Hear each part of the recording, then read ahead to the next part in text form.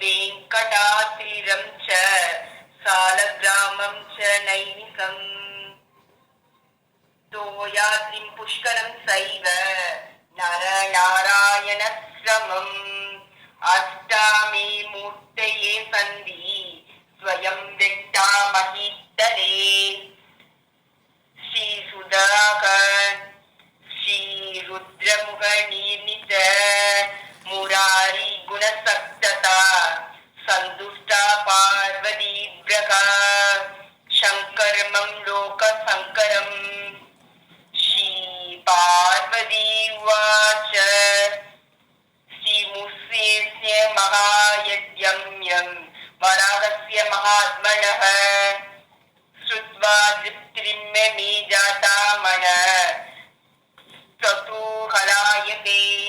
श्रोतुं तत्त्वमहायज्ञं तस्माद्वरण्ये मे पुनः श्रीशङ्कर उवाच शृणु देवी प्रवक्ष्यामि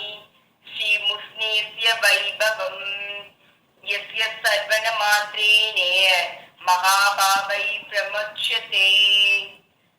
सर्वेषामेव तीर्थनां तीर्थराजोऽस्ति दीयते नित्यपुष्करिणी नाम्नी श्रीमुष्णी या च वर्तते जाता स्मरा महापुण्या वराहश्रमवारिणा विष्णोरङ्कुशसंस्रप्रसाद पुण्याता करुजाग्नदी विष्णु सर्वाङ्गशम्भूता नित्यपुष्करिणी शिवा महानदी सहस्रणे नित्यता सङ्कता शुभा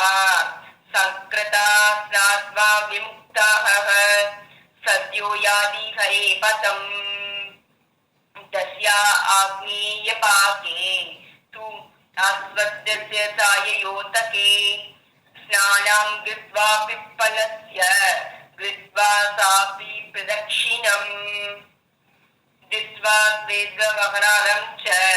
मासमेकं नयेत्यति कालामृत्युं विनिर्जित्य श्रिया परमायायुतः आदिव्याधि विनिर्मुक्तो ब्रह्मपीडा विवर्जितः पुक्तवानोका नको कांक्षः मोक्षमन्दे व्रजध्रुवम् अश्वत्थमूले स्क्रवाहे नित्य पुष्करनीतटे वाराह कवचं जप्ता सदा वारं जितेन्द्रियः सया पद्मार कुष्ठान्दये महारोगै प्रमच्यते वराह कवचं यस्तु प्रत्ययगं पडेदेयति शत्रुपीडा विनिर्मुक्तो भूपतित्मा मवाज्ञात् लिखित्वा धारयेत्यस्तु बहुमूले कले स्ववा भूतप्रेत प्रसादास्तेत्या यक्षकन्दर्व राक्षसा सत्त्वो घोरकर्मणो ये शान्ति विषजन्दव नष्टदर्भा विनिष्यति दिशो दशः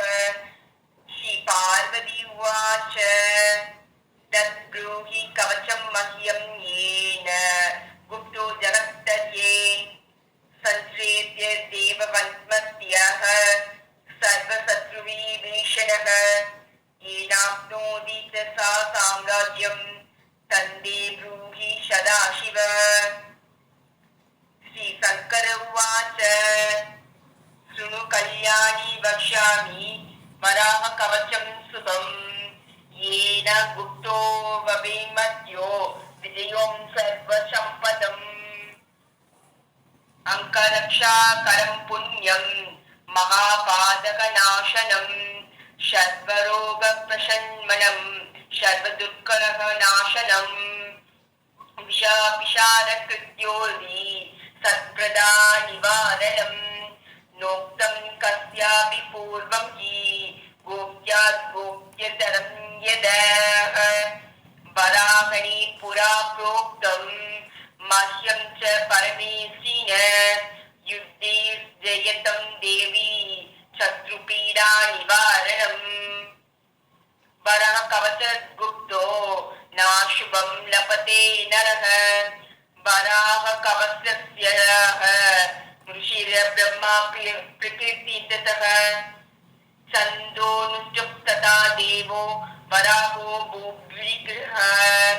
प्रशल्य पाता पाणि च संशयकौसम्यवारिणा कृतस्वाङ्गकरन्यास सविवित्रबुधं मुगः ॐ पूर्वश्रुति नमो भूपत्येऽपि च नमो भगवते पश्यत् वराहाय नमस्तते एवं सष्टाङ्गं न्यासं च न्यासेद सङ्कुलिष्टकरात्मात् नमस्ते वराहाय महाकोलाय भूपते यज्ञाय सुभाङ्गाय सर्वज्ञाय परात्मने सर्वतुण्डतीराय परब्रह्मस्वरूपिणे भक्तदक्षाय नित्याय नमोन्द्रय नमामि कर्मात् अङ्कुलिष्णेयद्विद्वाद् करपृष्ठतलेष्वपि दयात्वाम्यश्वेतवराहं च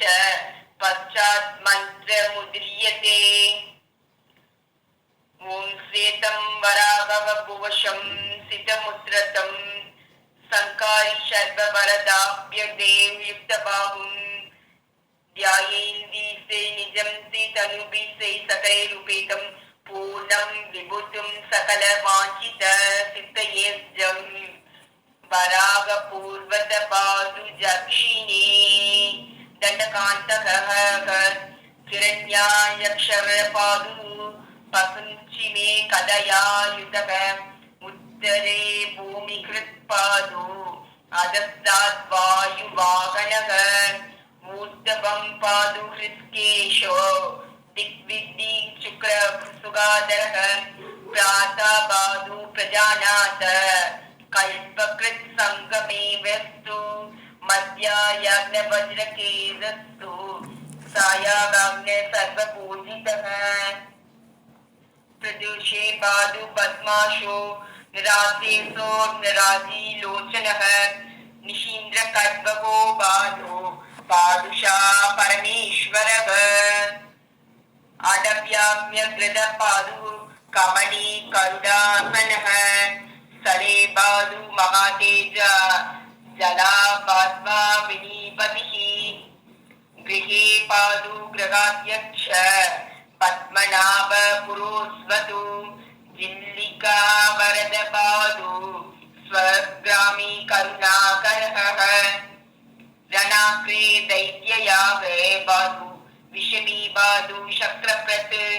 रोगेषु वैद्यराजस्तु कोलो व्याधिस्य रक्षतु तापत्यात् तपो मूर्ति कर्मापासयतु विश्वकृत् किलेशकालेषु सर्वेषु पातु पद्मापति विभुः हिरण्ययज्ञपकं संस्तस्य पादौ पादु निरन्तरं कुल्भौ गुणाकर पादु जङ्गे पादु जनार्दनः जानू च जयकृत पादु पादुरु पुरुषोत्तमः रक्ताशो जगनी पादु कलिं विश्वं परोवतु पारैश्वे पादु शुरागच्छः पादु कुक्षिं प्राराब्धः नाभिं ब्रह्मा पिता पादु हृदयं हृदयेश्वरः महादम्बस्य जनौ पादु खण्डं पादु विमिक्तितः प्रपञ्च पदिर्बाहु करे कामापिता स्वतु हस्तौ हंसपति पादु पादु सर्वाङ्गुलिहरिः सर्वाङ्गची पुगं पादु पाद्वोष्टौ कालनेमिकोः मुखं तु मधुको पादु तन्ना तमोदरस्वतु नासिकं व्ययपादु नेत्रे सूर्येन्द्रुलोचनः बालं कर्म बालत्यद्बालो कर्णौ महारथः शेषसायीश्वरबालु केशाद्बालु निरामयः षड्वाङ्गं बालु षड्वैष षडा बालु सतीश्वरः इदिदं कवचं पुण्यं वराहस्य महात्मनः य पठेत् शृणुयाद्वापि दस्य मृदुद्वि विनश्यति दं नमयन्ति भूतयनि पिता जान्यलि पाणयगः राजदस्य भयं नास्ति राज्यं परंशो न जायते यस्नामस्मरणात् पीता भूता वेदालरक्षसा महारोषकासनस्यन्ति सत्यं सत्यं वदाम्यहम् कण्ठे तु कवचं बद्ध्वा वन्द्या पुत्रदी भवेत् शत्रुवैस्य सयप्राप्तिः तु गुप्रवृद्धं नम्तं तदा उत्पाद दुर्निमित्ताति शोषिदाश्रितनाशनम् ब्रह्मविद्या प्रबोधं च लभते नाद्य संशयः धृद्वेदं कवचं पुण्यं मान्ता दातान्यपरिवहः जित्वादु शाम्बरी मायां दैत्येन्द्रादिनवदीत्सनात् कवचेनावृतो भूत्वा देवो इन्द्रिसुरारिषा भूम्योपरिष्टकवचधारणात् नरगोपीपि च सर्वावाद्युजयी भूत्वा महतीं कीर्तिमाप्ममान् अश्वत्थे मूलेश्वर नित्ये पुष्करिणीतटे वराह कवचं जप्त शतावारं पठेत्यसि अपूर्वाद्य सम्प्रातिं नष्टस्य पुनारहं नमते नात्र सन्देह सत्यमेतन्मयोदितम् जप्तः वराहमन्त्रं तु लक्ष्मीगं निरन्तरम् दासामं दर्पणं होमं बाह्यश्चु कृते च कुर्वन्त्रिकालसन्ध्यासु कवचेनावृतो यदि भूमण्डलाधिपत्यं च लभते नात्र संशयः इदमुक्तं मया देवी कोपण्यं दुरोत्मनां वराह कवचं पुण्यं संसारान्वगतारकम् महापादक गोडिग्नं भुक्तिमुक्तिफलप्रदम् वाच्यं पुत्राय शिष्याः सद्वृताय सुधीमते श्रीसूतः इति वद्युर्वच सुद्र देवी सन्तुष्ट मानस विनायक पुत्रौ प्रपदेदौ सुराचितौ कवचस्य प्रभावने लोकमाता च पार्वती ये इदं शृणुयान्ति नित्यं